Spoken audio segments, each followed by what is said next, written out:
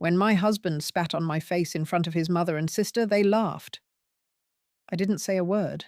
I just looked at him one last time and walked away. Those words still echo inside me even after all these years.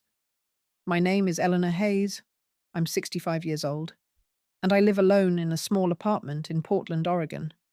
People often see me at the local farmers market or volunteering at the clinic downtown, and they say I look peaceful, like someone who's had an easy life. But peace doesn't come easy. It comes after war. My war wasn't fought with guns or soldiers. It was fought with silence, humiliation, and survival. That day began like any other. The sky was grey, the kitchen smelled of burnt toast, and the sound of the news played in the background. My husband, Peter, had been in a foul mood for weeks. His mother, Lorraine, and his sister, Denise, had moved in temporarily. At least, that's what they said. But temporary turned into months, and my home turned into their courtroom. Everything I said, every move I made, was judged, mocked, or criticized. When Peter came home from work that evening, his face was already red with anger. He slammed his briefcase on the table. "You don't respect my family," he shouted. Lorraine smirked. Denise folded her arms, waiting for drama. I was tired, exhausted from another 12-hour hospital shift, and I simply said, "Peter, I can't live like this anymore." That's when it happened. Before I could blink, he stepped forward, his eyes cold, and spat directly in my face. The shock froze me. His mother clapped her hands like she'd been waiting years to see this. "Finally," she said, laughing. "Now she'll learn her place." My tears didn't fall right away. I just stood there, the warm spit sliding down my cheek, my heart cracking silently. For a moment, I thought about screaming. I thought about fighting back. But something deeper inside whispered, "No, not anymore." I turned slowly, grabbed my purse, and looked him in the eye. "You'll remember this silence," I said quietly. Lorraine rolled her eyes, and Denise giggled. I walked past them, out the front door, barefoot, into the cool Oregon night. The sound of laughter behind me faded as the rain began to fall. Each step away from that house felt heavier, but freer. I didn't know where I was going, but I knew one thing. I would never return. That was the night Eleanor Hayes stopped begging to be treated like a person and started learning how to be whole again. These days, my mornings start differently. The alarm buzzes at 6:30, and I wake to the soft hum of Portland rain against my window. My apartment is small, 2 rooms, pale yellow walls, a few plants on the windowsill. But it's mine. I water my fern, feed the stray cat that waits outside my door, and make myself coffee just the way I like it. Black, with a hint of cinnamon. Peaceful. If you'd seen me like this, you'd never guess the kind of storm that once tore through my life. I often catch my reflection in the window, the silver hair, the faint lines around my eyes, and I smile, not because I'm happy all the time, but because I survived. Every scar has its story, and mine began long before that night of humiliation. Peter wasn't always cruel. When I first met him at the hospital where I worked, he was charming, funny, and patient. He'd bring me lunch during my shifts and call me his angel in scrubs. But after his father died, something in him hardened. He drank more, laughed less, and his mother's influence grew stronger. Lorraine never liked me. She'd say things like, "You nurses think you're smarter than everyone else," or "Peter deserves someone more devoted." I ignored her, hoping Peter would defend me. He never did. For years, I tried to hold the family together. I worked overtime to pay bills, cooked dinner every night, and took care of everyone except myself. But somewhere along the way, I became invisible in my own home. Peter stopped talking to me, except to criticize. Lorraine started controlling the house. Even my kids, Ryan and Chloe began siding with their father during arguments. That was the quiet before the storm, the slow erasure of who I was. Now, sitting here with a mug of coffee, I often think about that silence. The warning signs were always there. The dismissive looks, the ignored feelings, the way they all laughed at my tears. But when you love someone, you convince yourself it will change. It doesn't. It only gets louder until it breaks you. Every morning, when I look outside at the drizzle and the grey sky, I feel grateful. Because peace, real peace, only came after everything else was taken away. It was a Saturday evening. Lorraine had invited her relatives over, people I barely knew, but who always seemed eager for gossip. I had spent the day cooking, cleaning, and setting the table. Peter came home late, smelling of whiskey. His sister Denise started complaining about the food before even tasting it. I was tired, but I stayed polite, as always. Dinner was tense. Lorraine kept bringing up my job, calling it a hobby, and Peter joined in, saying, "She only works to avoid responsibility." I stayed quiet, swallowing every insult. Then Denise asked Peter why he let me talk back so much. Everyone laughed. Something inside me cracked. I finally said, "I'm not your servant. I'm your wife. I've given up everything for this family." The room fell silent. Lorraine smirked. "You? Given up?" she mocked. Peter's jaw tightened. He stood up, slammed his glass on the table, and before I could react, he spat right across my face. The laughter that followed was worse than the spit. Denise clapped her hands. Lorraine said, "Finally, you put her in her place." I could taste salt and shame. I wiped my face slowly and looked at him. Really looked. The man standing there wasn't my husband anymore. He was a stranger. I didn't shout. I didn't cry.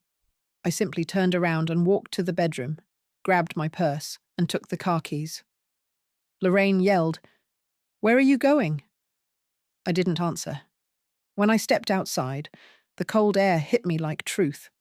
For the first time in years, I felt awake. That night marked the death of my marriage and the birth of my freedom. I remember the exact sound of the door closing behind me. It wasn't loud, just final. The porch light flickered, the rain had started to fall, and I stood there barefoot, clutching my purse. My wedding ring felt heavy, almost burning. I took it off and dropped it into the flower pot by the door. That was my goodbye. I didn't have a plan. I drove with no destination, the wipers struggling against the downpour. My phone buzzed again and again. Peter, Lorraine, even Ryan. I didn't pick up. I just kept driving until I saw a small church on the outskirts of the city. The parking lot was empty. I turned off the engine and let myself cry, really cry, for the first time in years. The tears came in waves, anger, shame, grief, relief, all mixed together. Somewhere in that storm of emotion, I realized something powerful. I wasn't weak for leaving. I had been weak for staying. I curled up in the car that night, my nurse's jacket as a blanket, and whispered, "You're free now." The sound of rain on the roof felt like comfort, like the world telling me it was okay to start over. By morning, I was exhausted, but calm. I went inside the church, sat in the last pew, and prayed for strength. Not revenge, just strength. When the light streamed through the stained glass, I felt it on my skin. For the first time in decades, I wasn't someone's wife or mother or disappointment. I was Eleanor, just Eleanor. The first few nights after I left were the hardest. I had nowhere to go, no money except what I'd saved in my nursing bag. I slept in the car behind a hospital parking lot, close enough to feel safe, but far enough to be invisible. The seat hurt my back, and the nights were cold, but I preferred the chill to the cruelty I'd left behind. Sometimes I'd wake up to the sound of ambulances, and the sight of those flashing red lights made me feel less alone. I remembered how many lives I'd helped save and reminded myself that I still had value, even if no one at home believed it. One night, a security guard knocked on my window. He recognized me from the hospital and quietly said, "Miss Hayes, are you okay?" I lied and said yes. He left me a cup of coffee anyway. That small kindness broke me more than any insult ever did. During those nights, I learned to be my own company. I'd talk to myself softly, whispering, "You've survived worse. You can survive this too." By the third night, I found a local shelter that helped women like me, and from there, I started working part-time as a night nurse again. Each morning, as the sun rose over the wet Portland streets, I'd look in the mirror of a public restroom and tell myself, "You are still standing." My face looked tired, but there was strength in my eyes, a strength no one could spit away again. The nights were cold and long, and sometimes Eleanor wondered if life had already ended for her. Only her body hadn't caught up yet. She had nothing except a small suitcase, a box of old photos, and her nursing certificate, creased and yellow at the edges. Every evening, she parked her car outside a hospital she once worked in. She watched the bright emergency sign flicker, and something inside her whispered, "You still know how to help." One night, she gathered her courage and walked inside the hospital lobby. Her clothes were wrinkled, her hair tied back with a rubber band, but her voice was steady when she said to the nurse at the desk, "I used to work here, years ago. I'm looking for any kind of job. Anything." The young woman gave her a sympathetic look and called the supervisor. By morning, Eleanor had a night shift caregiving position at a nearby assisted living home. It wasn't much, but to her it was a miracle. The pay was small, the hours long, but she finally had a roof, a warm bed, and a reason to wake up. She was back in her element, helping others. She bathed elderly patients, held trembling hands through the night, and listened to stories from people whose families had forgotten them, just like hers had. There were nights when she would sit beside an old man, gently adjusting his blanket, and whisper to herself, "Maybe we're all just trying to be remembered." Her co-workers admired her calmness. One of them, a young aide named Laura, said, "Eleanor, you have a light around you. You make everyone feel safe." Eleanor smiled softly. Inside, she was learning that strength doesn't always roar. Sometimes it just keeps showing up, quietly, faithfully, every single night. Little by little, she saved money. She rented a small apartment, decorated with second-hand furniture and lavender curtains. For the first time in years, she felt peace. No insults, no shouting, no tears on the floor. Just the ticking of a clock and the steady rhythm of her own breathing. Eleanor began to heal. She wrote in her journal every night, sometimes scribbling letters she'd never send. To her late husband, to his mother, to her children. She didn't write out of anger anymore. She wrote to release what no longer belonged inside her. In that stillness, something awakened within her. Purpose. She realized she didn't need anyone's apology to begin again. She only needed herself. But even as she rebuilt her life, one pain refused to fade. The silence from her children. Ryan hadn't spoken to her in years. His last words echoed like broken glass. "You abandoned Dad when he needed you most." "You're selfish," Eleanor tried to explain, but he hung up. After that, he blocked her number. The betrayal was deep, but she told herself he was still her son, confused, maybe poisoned by the lies his father's family had spread. Still, it hurt that he believed them. Her daughter, Chloe, was gentler but distant. She never said harsh words. She just avoided choosing sides. "Mum," she'd whispered once over the phone, "I love you, but things are complicated. Dad's family, they talk." And with that, her voice had faded into excuses and silence. Eleanor stopped calling after a while. She didn't want to beg for love from her own blood. She mailed birthday cards every year, simple ones with handwritten notes. I'm proud of you. Take care of yourself. None of them were ever answered. There were nights when she'd sit by her window, watching the city lights blink below. She'd imagine Ryan as a young boy again, running across the yard with scraped knees, shouting, "Mum, look what I found!" Or Chloe falling asleep on her lap as she hummed lullabies. Those memories felt like ghosts now, gentle, familiar, but untouchable. At work, when she saw patients whose children never visited, she felt a quiet kinship. "They'll come back one day," she'd tell them, though she wasn't sure if she believed that for herself. One evening, while clearing out her locker, she found a note taped to the inside door, written by one of her co-workers. "You remind me of my mum. You make this place warmer." Eleanor smiled, her eyes moist. Maybe she couldn't fix her family yet, but she could still give others the comfort she never received. Her co-workers became her new family. They celebrated birthdays together, shared home-cooked meals, and laughed late into the night. She had lost everything, but somehow she was finding herself again. Still, deep inside, she whispered the same prayer every night. "Lord, keep my children safe, even if they've forgotten me." Time passed. Seasons changed. Eleanor turned 65 quietly, lighting a single candle in her tiny kitchen. No calls, no visits, just the hum of the refrigerator and the soft glow of the candle flame. She smiled anyway. She'd stopped expecting anything. And somehow, that brought peace. She found comfort in routine. Early morning walks, tending to her potted roses, and volunteering at the local clinic. She spent weekends at the nursing home, reading aloud to residents who couldn't see well. One of them, an old lady named Margie, used to hold her hand and say, "You have healing in your voice." Eleanor would just laugh softly and reply, "Maybe it's the only thing I never lost." Birthdays of her children came and went.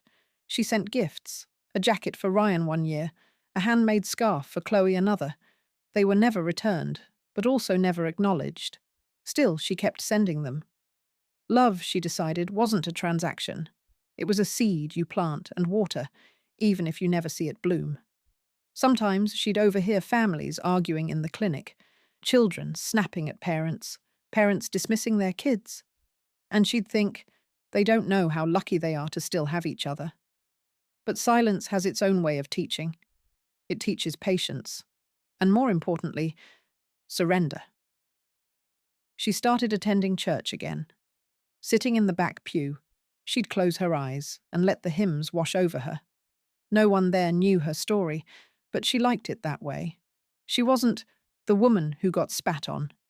She was just Eleanor, a kind soul, quietly rebuilding her life.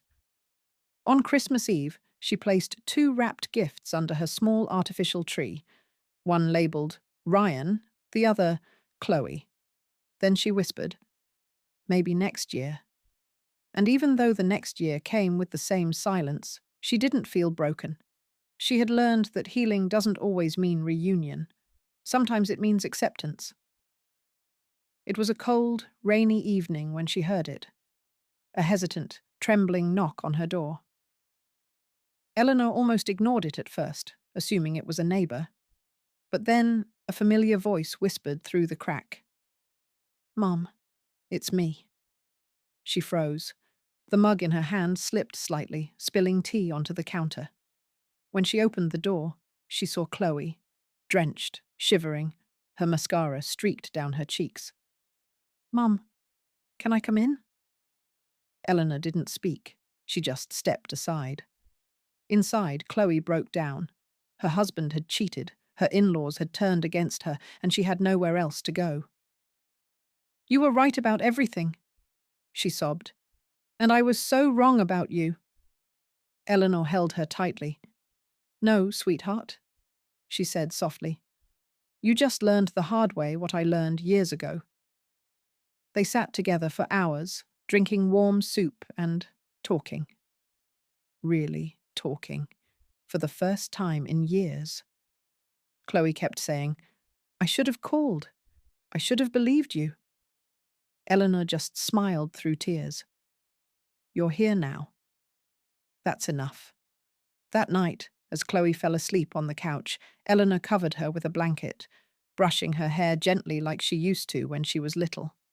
For the first time in years, the house felt full again, full of warmth, of forgiveness, of something sacred returning home. Outside, rain kept falling, washing away years of pain. Inside, a mother's love remained, unchanged, unbroken, waiting all along. Over the next few weeks, Eleanor and Chloe became inseparable. They cooked breakfast together, watched old movies, and laughed over memories they'd both buried. Chloe helped her mother repaint the living room, bright yellow, the colour of healing, as Chloe called it. Chloe got a small job at a cafe nearby and slowly began rebuilding her own life, just like her mother once did.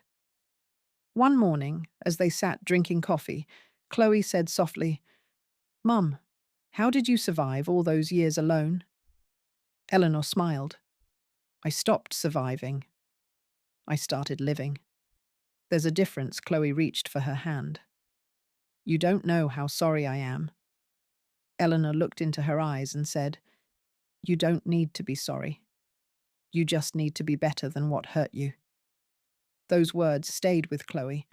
She often repeated them to herself at work, whenever life felt heavy. For Eleanor, it felt like a circle closing, pain turning into peace. She realized that her greatest revenge wasn't anger or bitterness. It was becoming whole again. One evening, as they sat by the window watching the sunset, Chloe said, You know, Mum, you were right all along. The love that hurts you isn't love at all. Eleanor smiled, a quiet glow in her eyes. And the love that heals you, that's the one you give yourself first. It was a soft moment, but in it, both women found redemption, not through tears, but through truth. Months passed peacefully for Eleanor and Chloe, but fate had one more chapter to unfold. One chilly morning, as Eleanor sipped her coffee, her phone rang, an unknown number. She almost didn't answer, but something made her press accept. Mom, a trembling voice said. It was Ryan. For a few seconds she couldn't breathe. Years of silence collapsed into that one fragile word. Ryan? She whispered. His voice cracked. I didn't know who else to call. He told her everything. His construction business had fallen apart. His business partner, a man he trusted like a brother, had taken the money and disappeared. Ryan had debts, lawsuits, and nowhere to go. Even his father's family, the ones who once cheered his arrogance, now refused to take his calls. They won't even open the door for me, he said bitterly. I thought I had a family, but I was wrong. Eleanor sat quietly, her heart heavy but calm. She remembered how those same people had watched her humiliation and laughed. Now life had brought everything full circle. Ryan, she said softly, I told you once, when people celebrate someone else's pain, their own peace doesn't last long. He started crying.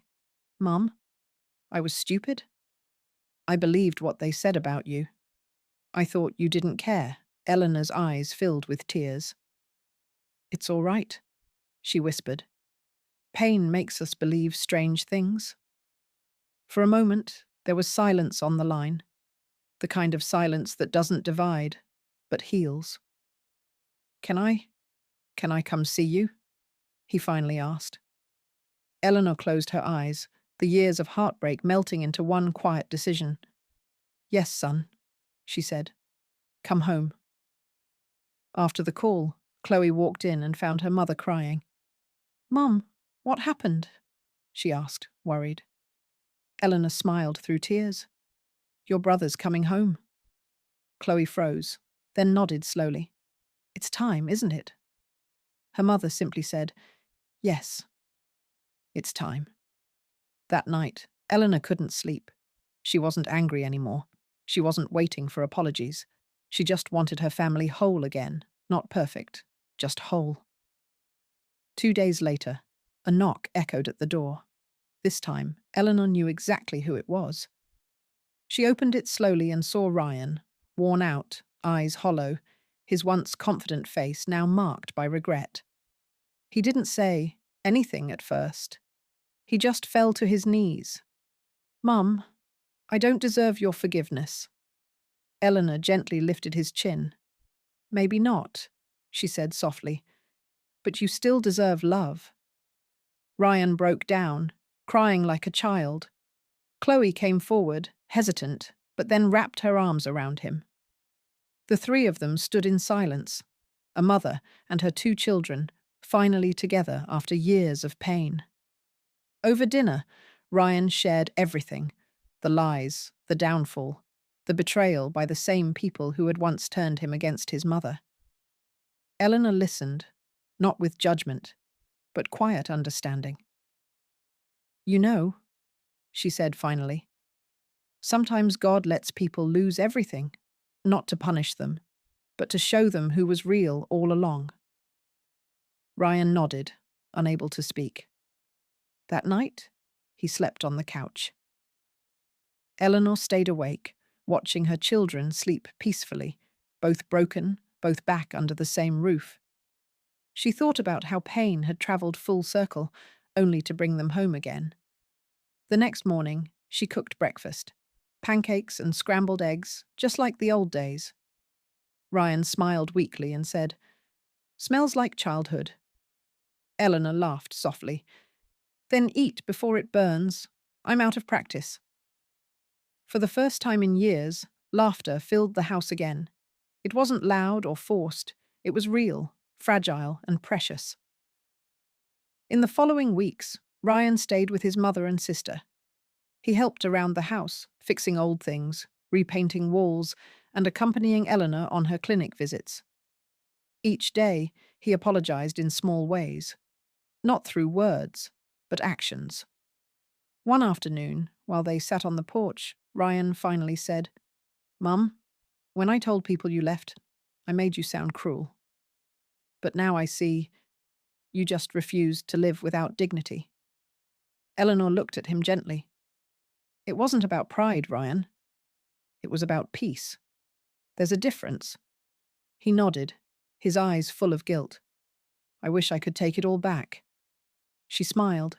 "You don't need to. You're here now. That's enough." Ryan looked down. "You're too good, Mum. You shouldn't forgive me so easily." Eleanor reached for his hand. "Forgiveness isn't for you," she said quietly. "It's for me. I carried that pain too long." Her calmness silenced him. There was power in her softness, not weakness, but wisdom. Later that day, Ryan drove her to the clinic. As he watched her greet patients, smiling, caring, he realized something. His mother had lost everything once, yet she was the richest person he knew, not in money, but in grace. When they returned home, he hugged her tightly. "You're my hero, Mum," he whispered. Eleanor just smiled. "No, son. I'm just a woman who decided not to stay broken." Months later, Eleanor was invited to a local community event, a ceremony honoring retired nurses who had served for over 40 years. She almost didn't go, but Chloe and Ryan insisted. On the evening of the event, she wore a simple blue dress and pinned her old nurse's badge to her chest. As she stepped onto the small stage, the applause was gentle but heartfelt. The announcer read her name: Eleanor Hayes, a woman who spent her life healing others while quietly rebuilding her own. She looked at the audience, and there, in the front row, stood Ryan and Chloe, clapping proudly, tears in their eyes. For a moment, her vision blurred. All the nights of loneliness, the humiliation, the betrayal, everything had led to this quiet moment of peace. When it was her turn to speak, she simply said, "I once thought life took everything from me, but now I see it was making space for something greater." After the ceremony, Ryan whispered, "You've always been the strong one?" Eleanor smiled. Strength doesn't mean never breaking. It means learning how to grow back softer. That night, they had dinner together, laughing like old times. The house that had once known silence now echoed with warmth and gratitude. Sitting by her window one quiet morning, Eleanor looked out at the sunrise, golden light spilling over the rooftops. Ryan had found a new job nearby. Chloe was taking college classes again. Her children were finally safe, grounded, and close. She picked up her old journal, the one filled with letters she'd never sent. Now she opened to a blank page and wrote, "You don't have to fight for a place in someone's heart. If it's meant for you, it won't need convincing." She smiled and closed the book. Her life had come full circle, from humiliation to healing, from loneliness to laughter. The pain that once defined her had transformed into wisdom. As she poured herself another cup of tea, she whispered to herself, "Don't stay where you're disrespected. Walk away, even if your heart trembles. Because someday, peace will remember your name when people forget your pain." And for the first time in decades, Eleanor felt light. The past no longer haunted her. It had taught her. If Eleanor's story touched your heart, don't forget to like, comment, and subscribe for more real stories that remind us. No matter how broken life feels, healing always finds its way home.